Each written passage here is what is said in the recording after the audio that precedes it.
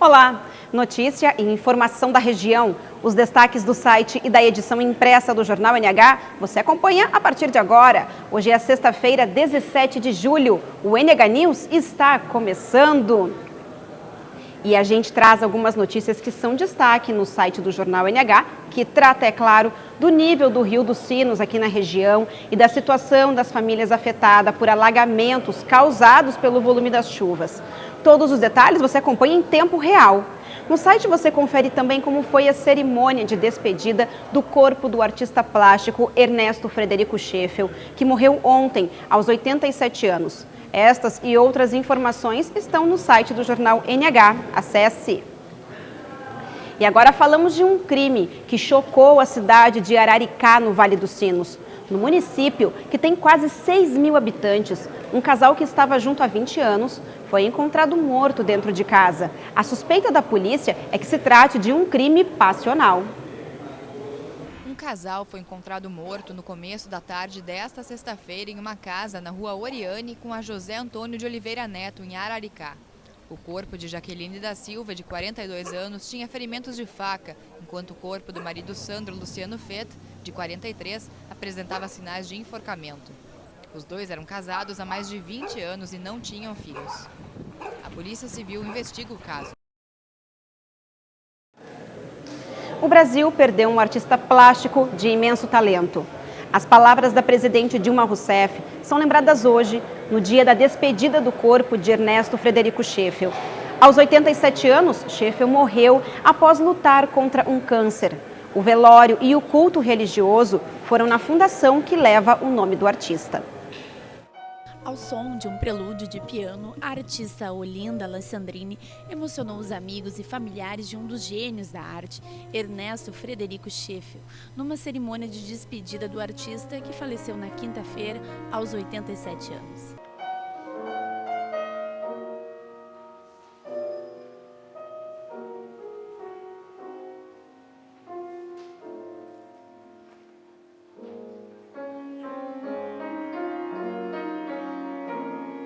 Na casa onde ele reunia suas paixões, suas obras de arte, um culto religioso encheu de emoção e recordações sobre o homem que Scheffel era e enfatizou seus legados que devem ser seguidos pelos amantes da arte. O corpo de Scheffel foi encaminhado para o cemitério Jardim da Memória, em Novo Hamburgo, onde será cremado.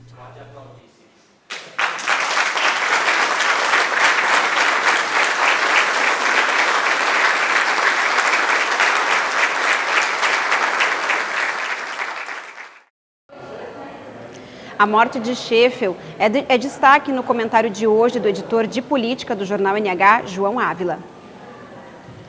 Olá, Kelly. Kelly, a nota triste da semana foi a morte, o falecimento do artista plástico Ernesto Frederico Scheffel. Ele que deu o seu nome a uma fundação em Novo Hamburgo que abriga um acervo com centenas de obras dele. Eu trago hoje esse assunto porque eu quero levar também para o campo da política, Kelly, que é a necessidade que há a cada início de ano de se mover mundos e fundos para que a fundação consiga receber a sua subvenção. A fundação tem uma subvenção municipal que é o que praticamente garante o andamento dela, e esse ano teve um atraso que chegou a 2 meses, 3 meses, funcionários que não estavam recebendo, porque é uma burocracia muito grande. E ontem à noite, enquanto a gente estava lá no velório do artista, algumas pessoas conversando e chegaram à conclusão que essa é a hora da Prefeitura de Novo Hamburgo resolver por vez isso. Definir por vez que algumas outras verbas, tantas distribuídas pela cidade, poderiam ser canalizadas para aquilo que leva o nome de Novo Hamburgo, com destaque para fora daqui e leva com bastante sinceridade, com bastante honestidade, com muita qualidade. Então tem que se trabalhar por isso. E lembrando da Fundação Scheffel, também se comentou ontem que a entidade está buscando recursos para os concertos de final de ano. Só tem 2 patrocinadores por enquanto confirmados, Kelly. Quem quiser colaborar com isso, colocar o seu nome na cultura, é só procurar a Fundação e poder ajudar um pouquinho mais com essa entidade tão representativa para Novo Hamburgo. Chuva a semana inteira. Será que vamos ter a honra da presença do sol? A Raquel Exigel responde para a gente essa pergunta nos detalhes da previsão do tempo para os próximos dias na sua região.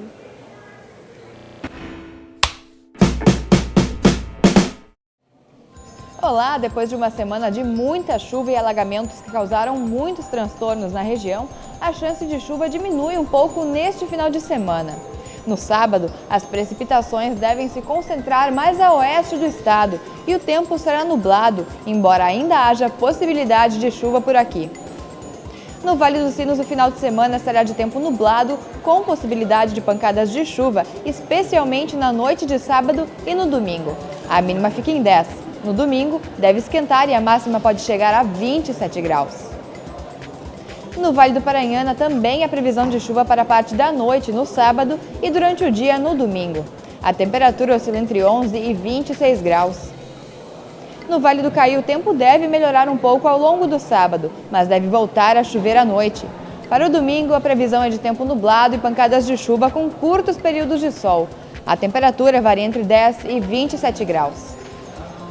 Na região das Hortênsias, a situação se repete.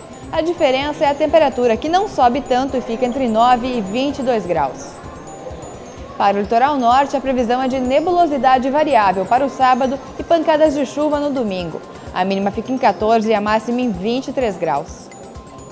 Em Gravataí, região, após uma breve trégua, a chuva deve voltar na noite de sábado e permanecer no domingo.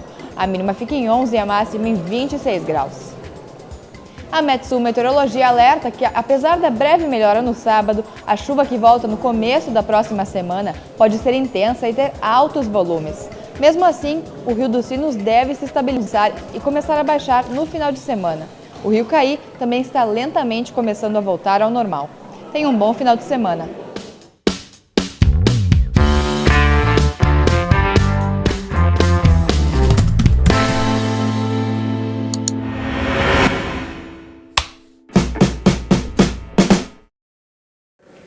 O jeito é torcer logo para que o tempo fique firme.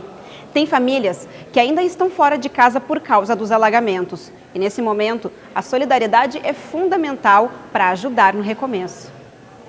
Solidariedade é a palavra repetida inúmeras vezes por quem acolhe famílias inteiras vítimas de enchentes.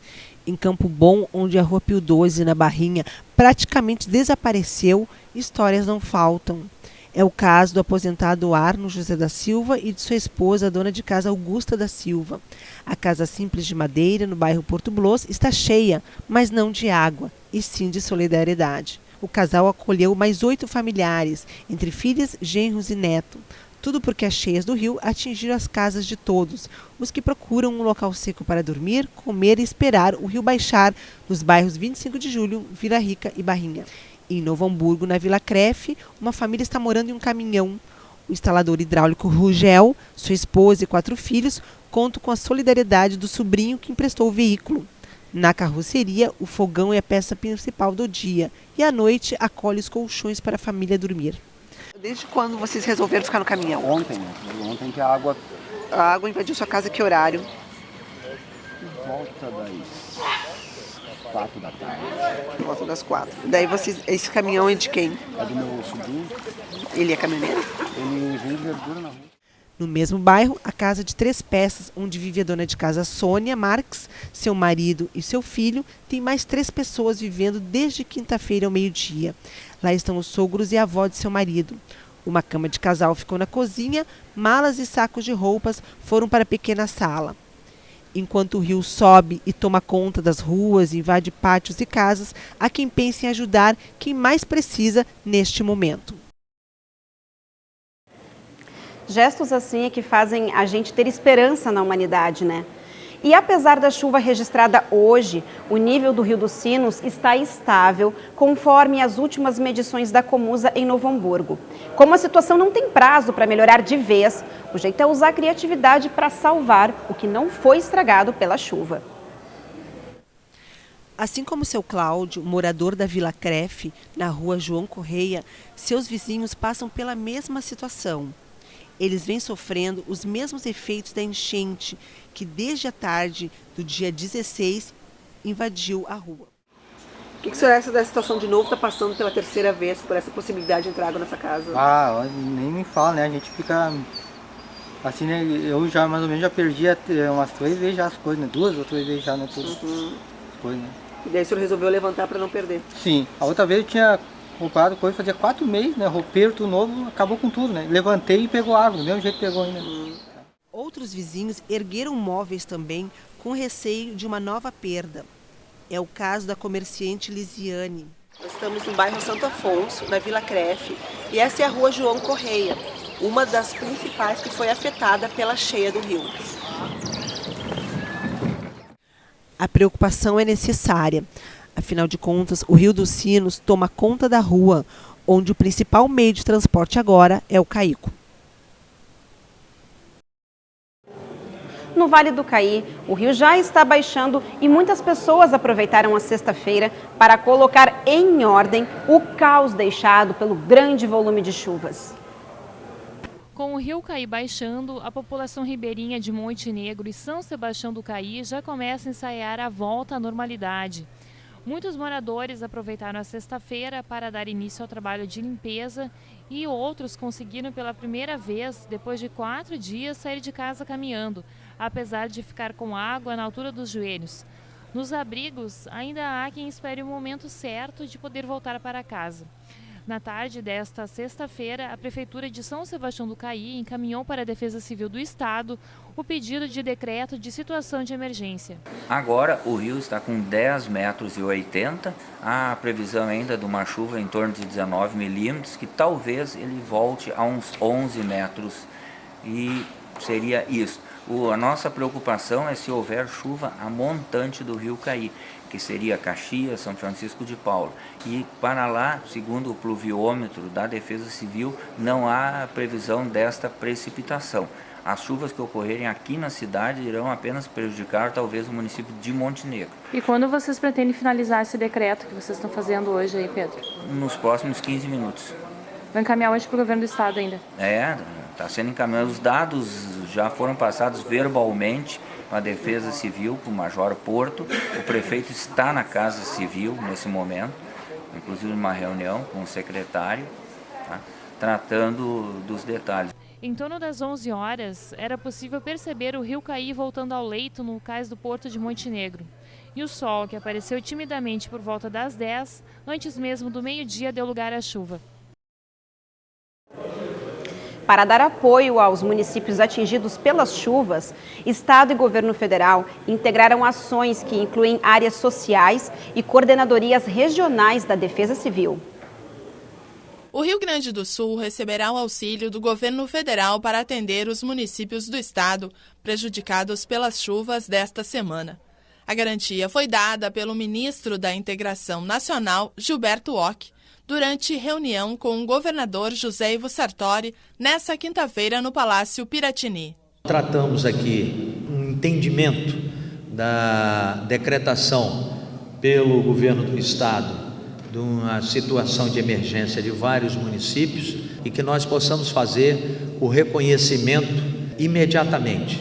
Ao reconhecermos e publicarmos o Diário Oficial, nós poderemos, a partir desse momento, traçar algumas outras ações que serão ações de resposta, não só no restabelecimento de algumas cidades, mas também na reconstrução. Por um outro lado, acertamos aqui também, o governo do estado fará uma solicitação de um apoio humanitário que se resume nos kits de cesta básica, água potável, kits de dormitório, kits de higiene e kits de limpeza. Durante o encontro, o coordenador estadual da Defesa Civil apresentou ao ministro a situação dos municípios e o trabalho que é realizado para amenizar os prejuízos da população. Isso demonstra aí a parceria e o reconhecimento aí da União, do Governo Federal, através do Ministério da Integração e da Secretaria Nacional de Defesa Civil, reconhecendo que é uma situação delicada que o Estado enfrenta, e eles vêm aqui nos oferecer todo o apoio, o suporte técnico necessário para minimizar aí o sofrimento da nossa comunidade gaúcha. De acordo com o último boletim divulgado pela Defesa Civil, o número de municípios afetados chega a 47 e mais de 6 mil pessoas tiveram prejuízos com o mau tempo. Antes de encerrar, uma boa notícia. A professora e os alunos do Pasqualini que tentavam arrecadar dinheiro para uma viagem de estudos em Bruxelas, na Bélgica, viajam no sábado. Eles conseguiram arrecadar a quantia suficiente para a viagem e a professora foi autorizada a acompanhar o grupo. Que legal, né? Bem, o NH News de hoje fica por aqui. Outras notícias no site e na edição impressa do Jornal NH. Acompanhe as informações e participe do programa através das redes sociais. Tenha um ótimo fim de semana. Tchau!